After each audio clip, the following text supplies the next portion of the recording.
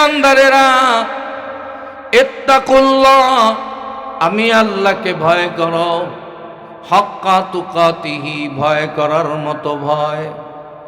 আমি আল্লাহর বিধান মানো, মানার মতো মানো। আফাতুমিনুনা বিবাযিল কিতাবি ওয়া তাকফুরুনা বিবায, কোরআনের কিছু বিধান মানবা, কিছু বিধান মানবা না, এর নাম ইমানদার না।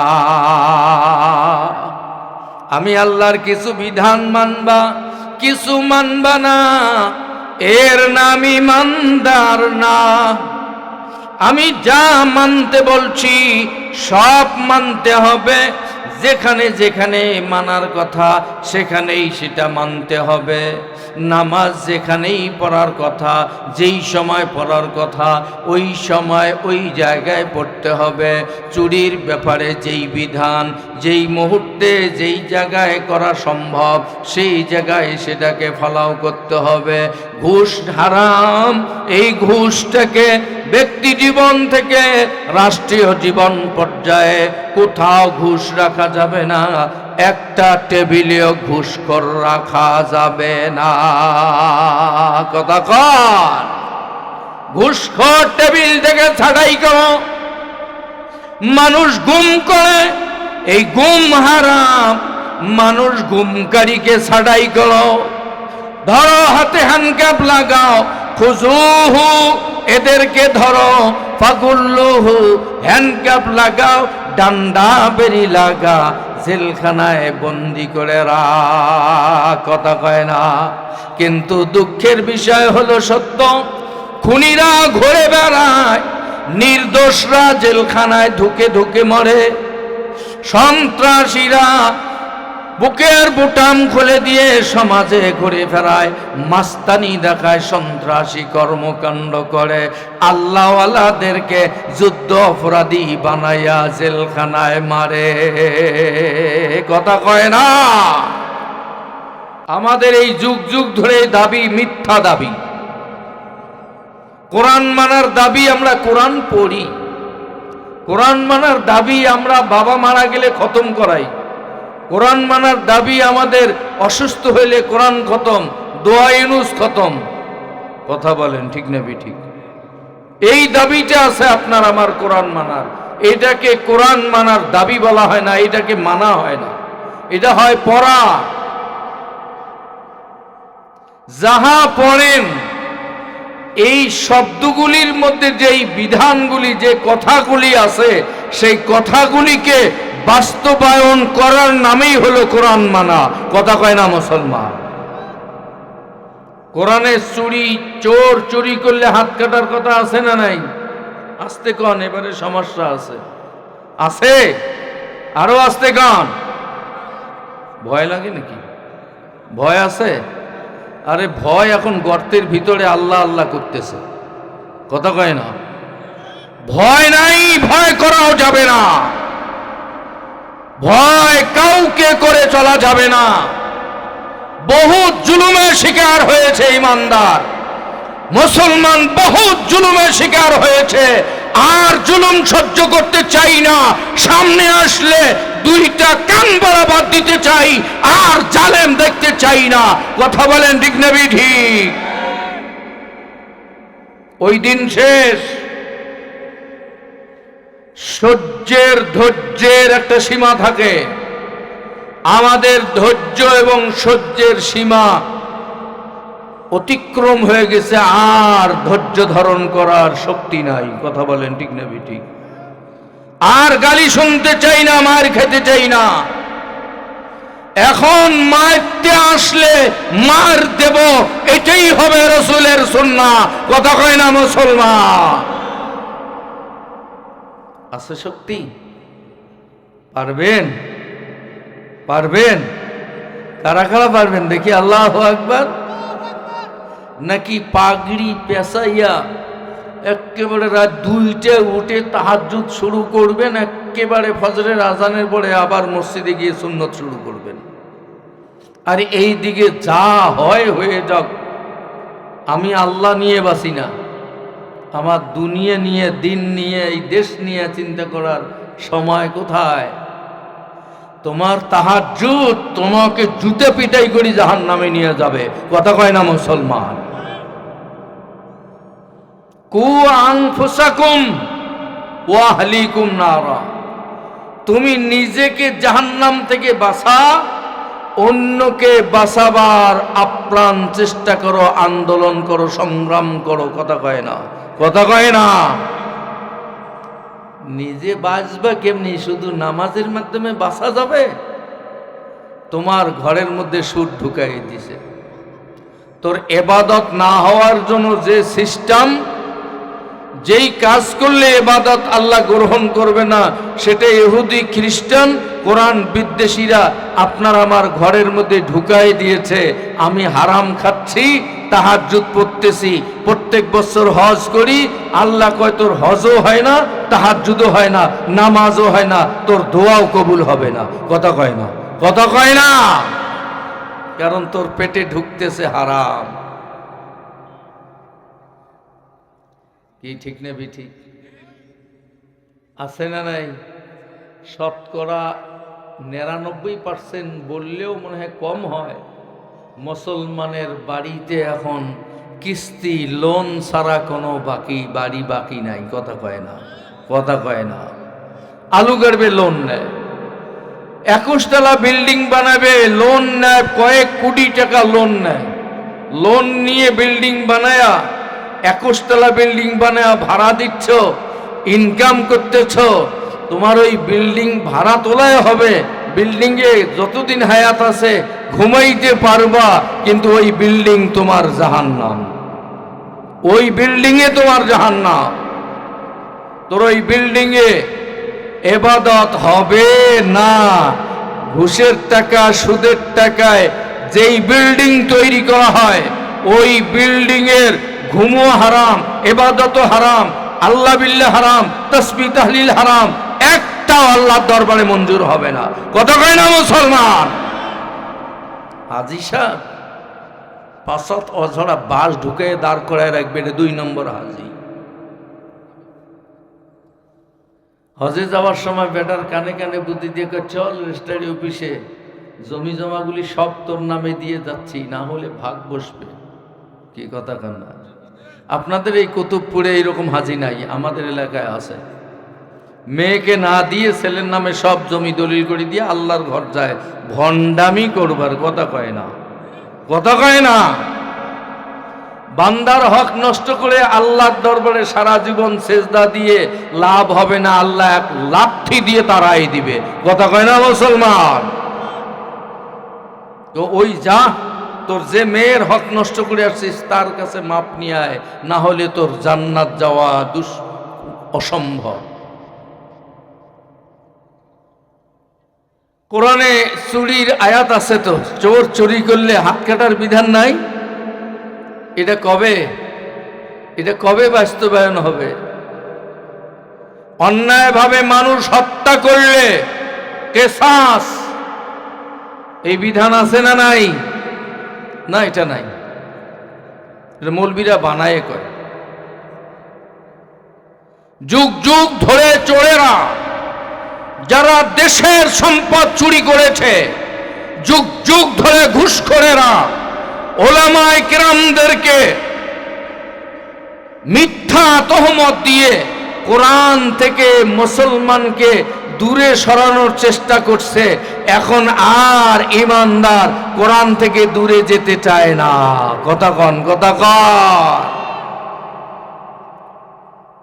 বহুবার দেখেছি, কয় কোরআন দিয়ে কি দেশ চালা সম্ভব? কেন কোরআন দিয়ে দেশ চলবে না? কোরআন দিয়ে দেশ চলবে, দেশ ভালো চলবে। তোমার মতো নারীখোর, তোমার মতো মদখোর, জুয়াখোর, ঘুষখোর, জিনাখোর, তোমাদের সমস্যা হবে, বাকি আল্লাহর বান্দার একটারও সমস্যা হবে না। কথা কয় না? কথা কয় না? এমপি হোস্টেলে নারী নিয়ে ঘুমানো যাবে না। কোরআনী বিধান আসলে দেশের সম্পদ পাচার করে বিদেশে জমা করার দুঃসাহস কেউ দেখাইতে পারবে না। কথা কয় না মুসলমান?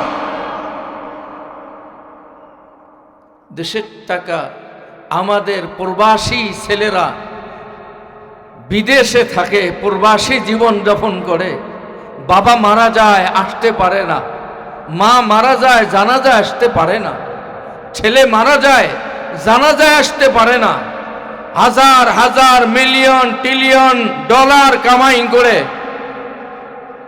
বাংলাদেশে তারা প্রেরণ করতেছে। বাংলাদেশে রেমিটেন্স যোদ্ধা হলো প্রবাসীরা, এরা ডলার বাংলাদেশে পাঠায়। আর সেই প্রবাসী ভাইরা এয়ারপোর্টে যখন আসে তখন তারা সন্ত্রাসের হাতে ধরা পড়ে নিঃস্ব হয়ে যায়। কথা কয় না মুসলমান? কথা কয় না? কোন সন্ত্রাসী? ওই বিমানবন্দরের কর্মচারীরাই, কর্মরত দায়িত্বশীলরত ব্যক্তিরাই সন্ত্রাসী। এদের লাগেজ চুরি করে, টাকা চুরি করে, গহেনাপাতি চুরি করে নিঃস্ব করে বাড়িতে পাঠায় দেয়। কথা বলেন ঠিক না ঠিক? আর এই চোরের পিছনে বড় চোর আবার চেয়ারে বসে এদেরকে দিক নির্দেশনা দেয়। কথা কয় না? কথা কয় না?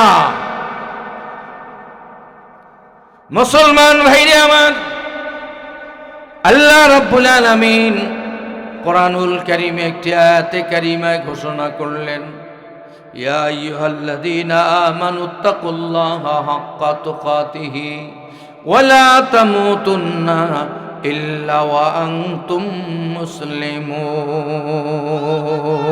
আল্লাহু আকবার। হে ঈমানদারেরা, ইত্তাকুল্লাহ, আমি আল্লাহকে ভয় করো, হাক্কা তুকাতিহি, ভয় করার মতো ভয়। আমি আল্লাহর বিধান মানো, মানার মতো মানো। আফাতুমিনুনা বিবাযিল কিতাবি ওয়া তাকফুরুনা বিবায, কোরআনের কিছু বিধান মানবা, কিছু বিধান মানবা না, এর নাম ঈমানদার না। আমি আল্লাহর কিছু বিধান মানবা, কিছু মানবা না, এর নাম ঈমানদার না। আমি যা মানতে বলছি সব মানতে হবে, যেখানে যেখানে মানার কথা সেখানেই সেটা মানতে হবে। নামাজ যেখানেই পড়ার কথা, যেই সময় পড়ার কথা ওই সময় ওই জায়গায় পড়তে হবে। চুরির ব্যাপারে যেই বিধান, যেই মুহূর্তে যেই জায়গায় করা সম্ভব সেই জায়গায় সেটাকে ফলাও করতে হবে। ঘুষ হারাম, এই ঘুষটাকে ব্যক্তি জীবন থেকে রাষ্ট্রীয় জীবন পর্যায়ে কোথাও ঘুষ রাখা যাবে না, একটা টেবিলেও ঘুষখোর রাখা যাবে না। কথা কর, ঘুষখোর টেবিল থেকে ছাঁটাই করো। মানুষ গুম করে, এই গুম হারাম, মানুষ গুমকারীকে ছাঁটাই করো।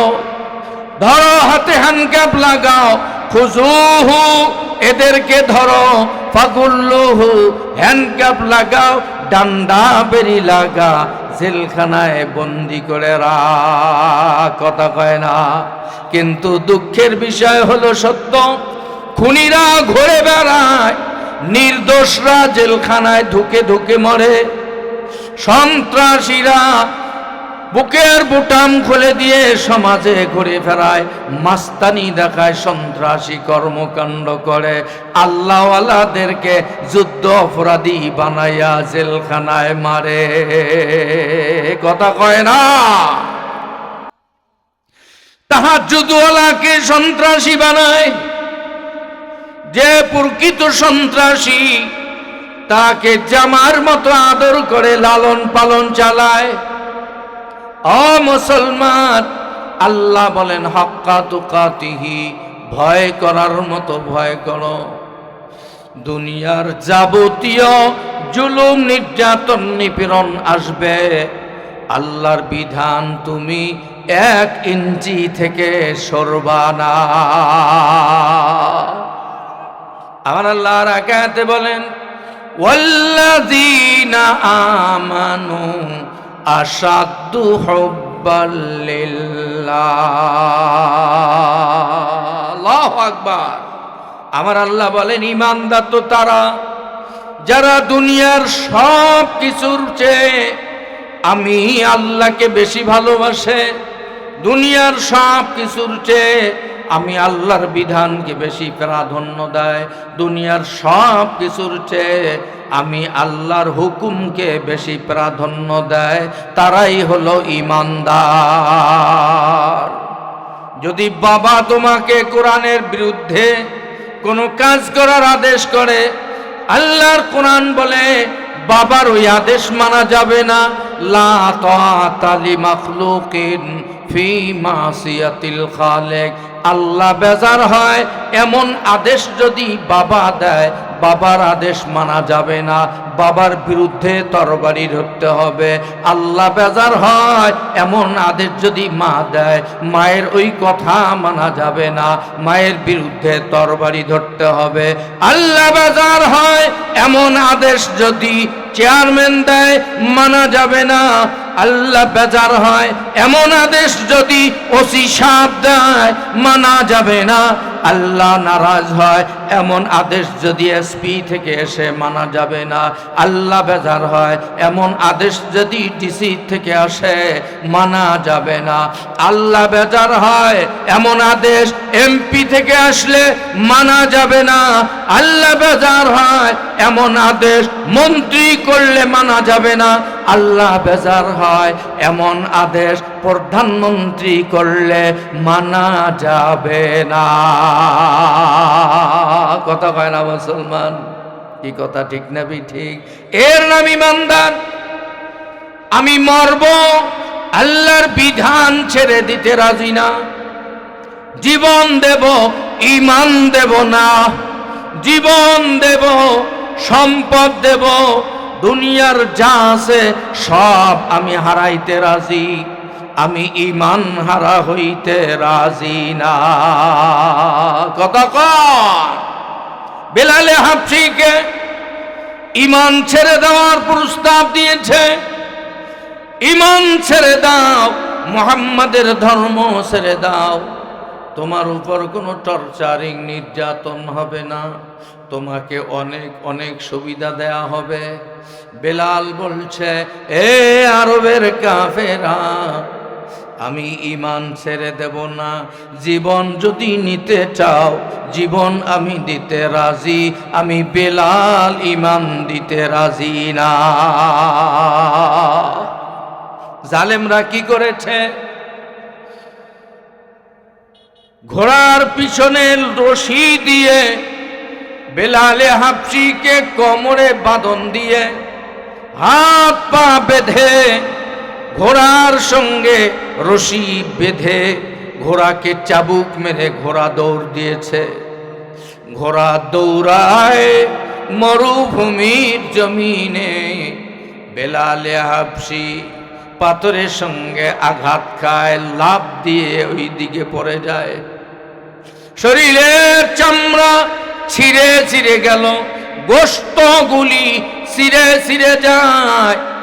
কাফেরেরা বিরতি দিয়ে বেলালকে বলে, বেলাল দেখো এখনো জীবন আছে, মুহাম্মাদের কালমা ছেড়ে দাও, তোমার বাঁচার সুযোগ আছে। হয় মৃত্যুকে বেছে নাও, নতুবা মুহাম্মাদের কালমা ছেড়ে দাও। বেলালে হাবশী বলেন, ও আরবের জালেমরা, শুনে রাখো, আমাকে এভাবে নির্যাতন করে মেরে ফেলতে চাও, যদি মেরে ফেলতে পারবা, বেলালে হাবশীকে মৃত্যুর ভয় দেখায়া ঈমান কেড়ে নেওয়া সম্ভব হবে না। সেই বেলালে হাবশী লম্বা কথা, জীবন চলে যায়, শেষ মুহূর্তেও বলেছেন, আহাদ আহাদ, আমি এক আল্লাহর বিশ্বাসী, আমি এক আল্লাহর বিশ্বাসী, এক আল্লাহ ছাড়া কোনো মানুষের পূজা মানতে রাজি না। আল্লাহু আকবার। এর নাম ঈমান। আর বিশ্বনবী মেরাজের রজনীতে গিয়ে চতুর্থ আসমানে দেখে, রসুল বলেন আমার সামনে বেলাল খড়ম পাত দিয়ে হাঁটতেছে, বেলালের খড়মের আওয়াজ পাওয়া যায়, বেলালের কণ্ঠ পাওয়া যায়। চিৎকার করি বলুন আল্লাহু আকবার। রহ গয়ে রসমে আযা রূহে বেলালি না রহি, ফলসফা রহ গয়ে তলকিন গজালি না রহি। আজান দেওয়ার প্রথা আছে, নাই বেলালের প্রাণের সারা, ফালসাফা আর থাকলে কি হয় গাজ্জালির ওই শিক্ষা সারা। এখনো মসজিদে মসজিদে আজান হয়, কিন্তু বেলালের আজান, বেলালের রুহানিয়াত এখন আর নাই।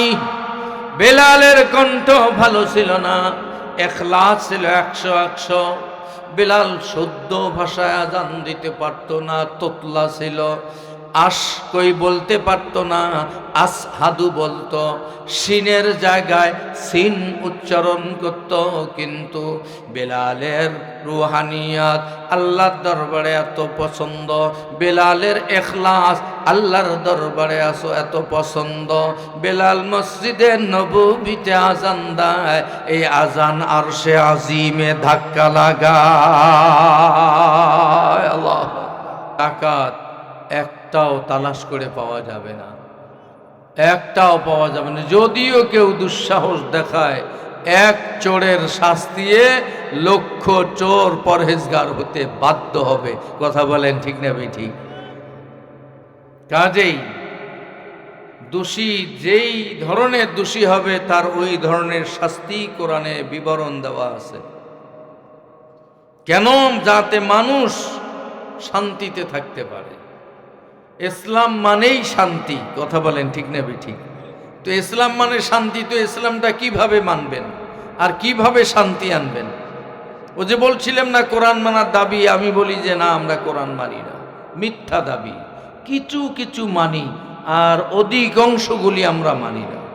আমরা মুসলমান। মুসলমান কাকে বলে?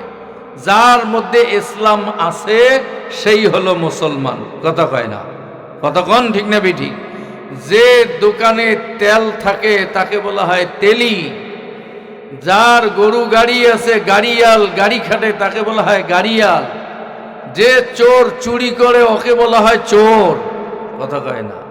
যে খেলা খেলে তাকে কয় খেলোয়াড়। যে ক্রিকেটার ওকে বলা হয় ক্রিকেটম্যান। কথা কয় না? যে ফুটবল প্র্যাকটিস করে ও ফুটবলার। যে নামাজ পড়ে সে নামাজি।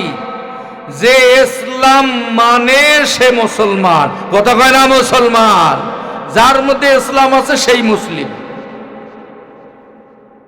নাম মুসলিম, ইসলাম নাই বলে ফজর আছে নাই। মুসলমান কেমনি হলে? জোহর আছে না। মুসলমান কেমনি হলে? আসর আছে নাই। মাগরিব আছে নাই। এশা আছে তোমার নাই। তোমার কি পর্দা আছে বাড়িতে? নাই। তাহলে তুমি মুসলিম কেমনি হইলা? তুমি মিথ্যা ছাড়ছো হলে না, তাহলে মুসলিম কেমনি হইলা?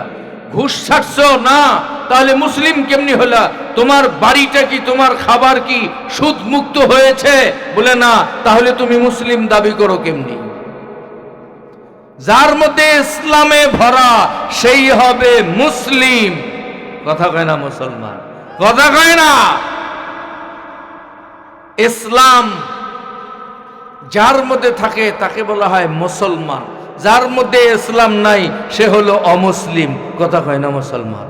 এজন্য সব ইসলামের বিধিবিধান আমার মধ্যে থাকতে হবে। প্রত্যেকটা আমলের আমাকে চিন্তা চেতনা আপ্রাণ চেষ্টা করতে হবে কোরআনের সব বিধান মতো যেন আমি চলতে পারি। ত্রুটি তো থাকবেই, কিন্তু চলার স্পৃহা চিন্তা চেতনা আমার থাকতে হবে। কথা কয় না? খেলায় নামছি পাশের আশায়, ফেল হতেই পারি, কিন্তু পাশের আশা নিয়ে খেলতে হবে। কথা কন ঠিক না ঠিক? আমাকে মুসলমান নাম ধারণ করেছি, আমাকে ইসলাম রাখতেই হবে। এই রাখতেই হবে, ইসলাম আমার মধ্যে থাকতেই হবে। হতে পারে এর মধ্যে ত্রুটি হয়ে যেতে পারে, সেজন্য সিস্টেম ইস্তেগফার করে আল্লাহর কাছে মাপ চাওয়া। কথা কন, কথা কন, কথা কন। আল্লাহ তাআলা আমাদের সবাইকে কোরআন সুন্নাহর আলোকে জীবন গঠন করার তৌফিক দান করুন। দিনের মাহফিল জমে না, আর এখন তো দিন একবারেই আবার ছোট্ট। জোহর পড়লে ইস্তেঞ্জা করে ওযু করতে করতে আসরের আজান দেয়। কথা কন, ঠিক না বেটি? দিন শেষ। দিনের মাহফিলে মজা হয় না, কারণ রাতে ঘুম না পেড়ে দিনে ঘুম পেড়ে রাতের ঘুমের কাজা আদায় হয় না। কারণ আল্লাহ তাআলা ঘুমের জন্যই রাত্রি বানাইছে, আর দিন বানাইছে কাজকর্ম করার জন্য, জমিনের ফসলাদি কাজকর্ম করার জন্য, অফিস আদালত দোকানপাট করার জন্য। এখন আমরা সেই দোকানপাট বন্ধ করে, জমিনের কাজকাম বন্ধ করে আমরা রাতের আমল দিনে চালু করলে কি হবে? এজন্য আমার দিনের প্রোগ্রাম অত্যন্ত অরুচিকর, পরিবেশও হয় না, কথা বলারও পরিবেশ থাকে না। কাজেই আল্লাহ তাআলা আমাদের তৌফিক দান করুক। যেহেতু মাহফিল আয়োজকরা আয়োজন করেছে, আমরা কথা বললাম, দাওয়াত দেই যারা এখনো আসেননি, জোহরের নামাজ পড়ে দ্রুত আমরা সকলেই মাহফিলে চলে আসি। আপনাদের আকাঙ্ক্ষিত মেহমানের জবানে অত্যন্ত গুরুত্বপূর্ণ কথা শ্রবণ করবেন, দ্বীনের উপর চলার চেষ্টা করবেন। পরিশেষে ওসমান হাদি, শরীফ ওসমান হাদি, শহীদ শরীফ ওসমান হাদির জন্য দোয়া চাই। সকলেই দোয়া করবেন। আমরা একজন বাংলাদেশের তৌহিদি বুদ্ধিজীবী রত্ন হারায়ে ফেললাম। কথা বলেন, ঠিক না ঠিক? যার মাথাটা সম্পূর্ণ ছিল ম্যাগনেট, সে ছিল অত্যন্ত বুদ্ধিজীবী, অত্যন্ত জ্ঞানী, কবি, সাহিত্যিক, তৌহিদি একটি কণ্ঠস্বর। শুধুমাত্র তার জবানে তৌহিদি কণ্ঠ, নারায়ে তাকবীর, আল্লাহু আকবার, ইবাদত বندگিতে এই 33 বছরের যুবক আমাদের চেয়েও অনেক অ্যাডভান্স ছিল। তার পরিবারটাও আল্লাহওয়ালা পরিবার। তার স্ত্রী এমনভাবে গিয়েছেন স্বামীকে দেখতে, একদম কমপ্লিট পর্দাকে রক্ষা করে স্বামীকে দেখতে গিয়েছিলেন, এবং স্বামী হারায়ে তিনি বিচলিত হননি, তিনিও খুশি। আল্লাহ পাক আমার স্বামীকে শাহাদাতের মর্যাদা দান করেছে। জোরে বলেন আল্লাহুম্মা আমিন। আমরাও দোয়া করি এই শরীফ ওসমান হাদির মতো ইসলামের জন্য, দেশের জন্য, বৈদেশিক আক্রমণ থেকে দেশকে রক্ষা করার জন্য আমাদেরকেও ওসমান হাদির ভূমিকা পালন করে ইসলাম এবং দেশ মানবতার উদ্দেশ্যে আমাদেরকে কাজ করার সবাইকে তৌফিক